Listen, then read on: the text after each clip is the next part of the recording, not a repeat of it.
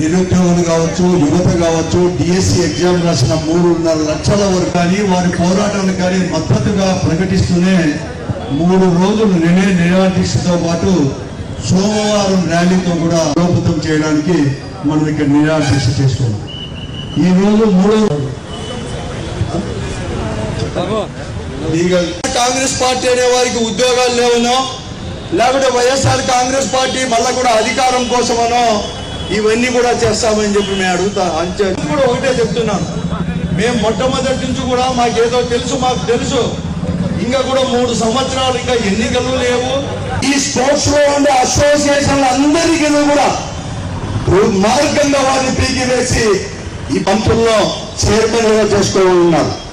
ఆ చైర్మన్లతో అసోసియేషన్లతో దొంగ certificate ఇప్పించుకొని sports కోటాను కూడా ఫిల్అప్ చేశారు. మీకు చేతలేదు కాబట్టి రాత్రికి రాత్రే మీరు కోట శశిధరరావు అని ఒక పెద్ద సీనియర్ అధికారి ఆఫీసర్ మన జిల్లాకు కూడా కలెక్టర్ గా ఏమి అని చెప్పి ఈ ప్రభుత్వాన్ని నేను సూటిగా ప్రశ్నిస్తున్నాను. దానికి ఆన్సర్ చెప్పండి ప్రజాప్రతినిధులు. లేకపోతే డిఎస్సిలో జరిగిన అవకతవకలు, వాటిపైన పేపర్ లీకేజు, అవన్నీ దానిపైన కూడా డిఎస్సిలో జరిగిన అవకతవకలు, పేపర్ లీకేజీలు, తర్వాత దొంగ సర్టిఫికేట్లు పెట్టి స్పోర్ట్స్ కోటాలో ఇచ్చినవి, ఫిజికల్ హ్యాండిక్యాప్డ్ ఇచ్చిన దానిపైన సిబిఐ ఎంక్వైరీ చేయాలని చెప్పేసి ఏదైతే నిర్వహించిందో ఆ విద్యాశాఖ మంత్రి లోకేష్ గారు రాజీనామా చేయాలని చెప్పేసి విద్యార్థులకు ఈ 2.5 సంవత్సరాల్లో బకాయిలు పడిన ఫీజు రియంబర్స్మెంట్, వసతి దీవెన దాంట్లో 9,500 కోట్ల రూపాయలు కూడా వెంటనే చెల్లించాలని చెప్పేసి, నిరుద్యోగ భృతి ఈ 26 నెలలతో పాటు ప్రతి నెల 3,000 రూపాయలు ఇవ్వాలని చెప్పేసి 3 డిమాండ్ల పైన యువత విద్యార్థుల యొక్క ఏదైతే ఆందోళన చెందుతున్నారో, పోరాటాలు చేస్తున్నారో దానికి మద్దతుగా వైఎస్ఆర్ కాంగ్రెస్ పార్టీ 3వ రోజు నిరాదీక్ష కూడా ప్రారంభమైంది. కానీ ఈ రోజు ఈ 3 రోజుల్లో మేము చూస్తూ ఉన్నాం ప్రశాంతంగా జరుగుతున్న ఈ నిరాదీక్షలపైన దాడులు చేస్తున్నారు, దౌర్జన్యాలు చేస్తున్నారు. స్వయంగా అధికార పార్టీ శాసనసభ్యులు వారి ఆధ్వర్యంలోనే, వారి నాయకత్వంలోనే దాడులు జరుగుతున్నాయి. కేసులన్నీ కూడా పెడతా ఉన్నారు, జైళ్ల పాలు చేస్తా ఉన్నారు, ఇంకా బెదిరిస్తా ఉన్నారు, అనేకమైన ఆరోపణలు కూడా చేస్తా ఉన్నారు. వారందరికీ నేను ఒకటే ప్రశ్నిస్తున్నాను, మీరు మా పైన ఆరోపణలు చేసే బదులు మీ నిజాయితీని నిరూపించుకోండి. ఈరోజు నేను అడుగుతున్నాను, మీకు ఎగ్జామినేషన్ కన్వీనర్ చేసే డిఎస్సి కన్వీనర్ అనేది ప్రతి సంవత్సరం ఏ ప్రభుత్వం ఉన్నా, ఎవరు ముఖ్యమంత్రి ఉన్నా ఉంటారు. ఆ డిఎస్సి కన్వీనర్ ఆధ్వర్యంలోనే మీరు నోటిఫికేషన్ ఇచ్చారు. కానీ ఎవరైతే కన్వీనర్ చేశారో పరీక్షలకు నిర్వహణ కూడా వాళ్ళే చేయాలి. కానీ ఆ నిర్వహణ చేయకుండా అతను పక్కన పెట్టి ఎస్సీఆర్టీ డైరెక్టర్ అనేవాడు కేవలం పరీక్ష మాత్రమే, ప్రశ్నపత్రాలు మాత్రమే తయారు చేయాలి. కానీ ఎస్సీఆర్టీ డైరెక్టరే ప్రశ్నపత్రాలు తయారు చేసేది ఆయన, నిర్వహణ కూడా ఆయనకే ఇవ్వడంలో మతలబ్ ఏమని చెప్పి మేము అడుగుతాం. దానికి సూటిగా చెప్పండి మీరు.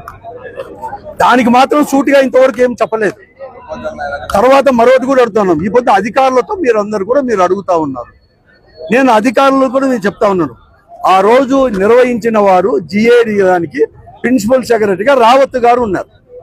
అలాగే విద్యాశాఖ ప్రిన్సిపల్ డైరెక్టర్గా సీనియర్ అధికారి, ఒక నిజాయితీ అధికారి, ఐఏఎస్ ఆఫీసర్ కోన శశిధరరావు గారు ఉన్నారు. ఆయన ఒక మారు కూడా ఫస్ట్లో దీనికి ఏమీ జరగలేదని చెప్పి కూడా జవాబు ఇవ్వడం జరిగింది.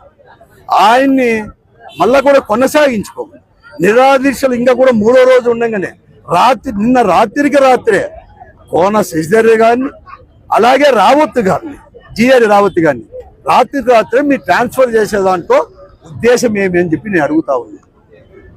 ఈరోజు మీరు ప్రాథమిక విద్యాశాఖ డైరెక్టర్ తమీమో ఎవరో ఉన్నారు, ఆమెతో మీరు ఆన్సర్ మీరు చెప్పిస్తా ఉన్నారు. కొద్ది 2వ మాట ఏమి అవకతవకలు జరగలేదు, అయినా మీరు ఇట్లా దాంట్లోకి పోవద్దండి.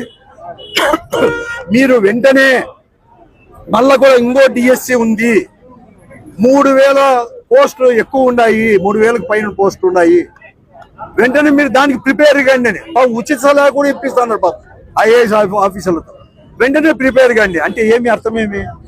ఈ ఆందోళన నుంచి ఆ డిఎస్సి అంటే ఎవరైతే బీఈడి అర్హత ఉందో, ఎవరైతే టెట్ పాస్ అయ్యే అర్హత ఉందో వారందరినీ కూడా డైవర్ట్ చేసేదానికి, ఆ పోరాటాల నుంచి పక్కదారి పట్టించడానికి తప్ప మళ్ళా మీకు దగ్గర మంచి ఉద్దేశం ఉందా అని అడుగుతాను.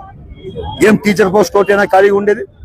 ఇంకా 9,500 పోస్టులు ఉన్నాయి కదా, 25,000 పోస్టులు ఉన్నాయంటారు.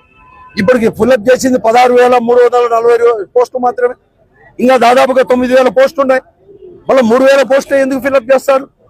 ఈ పొద్దు కానిస్టేబుల్ పోస్టులు ఈ రాష్ట్రంలో 20,000 ఖాళీగా ఉన్నాయి. దాని గురించి ఎందుకు మీరు అడ్వర్టైజ్ చేయలేదు?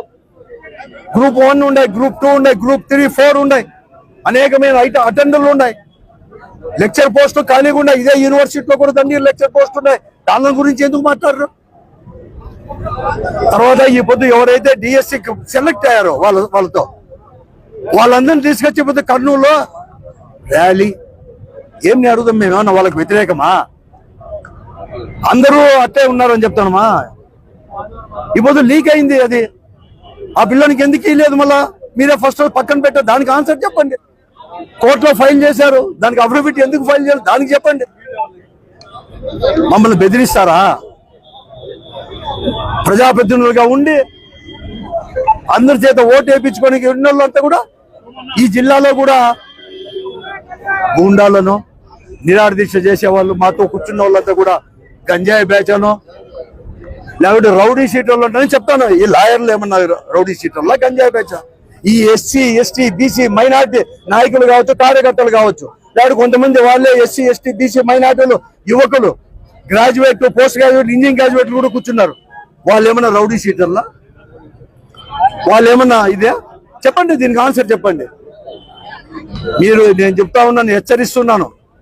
మీ ప్రభుత్వం వీళ్ళు ప్రజాప్రతినిధులు కూడా మీ ప్రభుత్వానికి లేకపోతే మీ ఎడ్యుకేషన్ మినిస్టర్కి నిజాయితీని ప్రూవ్ చేసుకోమని చెప్పండి, సలహా ఇవ్వండి. చేతనైతే లేకపోతే సిబిఐ ఎంక్వైరీ చేయించుకోమని చెప్పండి, సలహా ఇవ్వండి. వెంటనే కూడా అన్ని బకాయిలు విడుదల చేయాలని చెప్పేసి వెంటనే సలహా ఇవ్వండి ముఖ్యమంత్రి గారికి. చేతనైతే, చేత కాకపోతే ఊరికే కూర్చోండి. మీరు కాదు, బాధ్యత కలిగిన మీరు మాట్లాడరు. బాధ్యత గల ప్రతిపక్ష పార్టీగానో, బాధ్యత గల పౌరులు, బాధ్యత గల ఇతర పార్టీలో లేకపోతే యువకులు మాట్లాడితే వాళ్ళని గంజాయి బ్యాచ్లు అంటారా, రౌడీలు అంటారా? చేతనైతే మీరు మాట్లాడుకోండి. కానీ నేను చెప్తున్నాను, ప్రభుత్వాన్ని హెచ్చరిస్తున్నాను. మేము ఎవరైతే ఈ యువకులు కానీ లేకపోతే విద్యార్థులు పోరాటం ఉన్నాయో, వైఎస్ఆర్ కాంగ్రెస్ పార్టీ జగన్మోహన్ రెడ్డి నాయకత్వంలో బహిరంగంగా కూడా మేము అనేది కూడా సపోర్ట్ చేస్తాం. బహిరంగ కూడా వాళ్ళకి సపోర్ట్ గా, మద్దతుగా ఉద్యమాల్లో కూడా పాల్గొంటాం. మేమే కాదు, ఈ రాష్ట్రంలో ఏ రాజకీయ పార్టీ అయినా ఎవరైనా కానీ న్యాయం కోసం, దాంట్లో న్యాయం ఉందంటే తప్పకుండా కూడా వైఎస్ఆర్ కాంగ్రెస్ పార్టీ ఇంకా నుంచి అన్ని దాంట్లో కూడా బహిరంగ కూడా మేము పార్టిసిపేట్ చేస్తాం. మీరు చేయండి.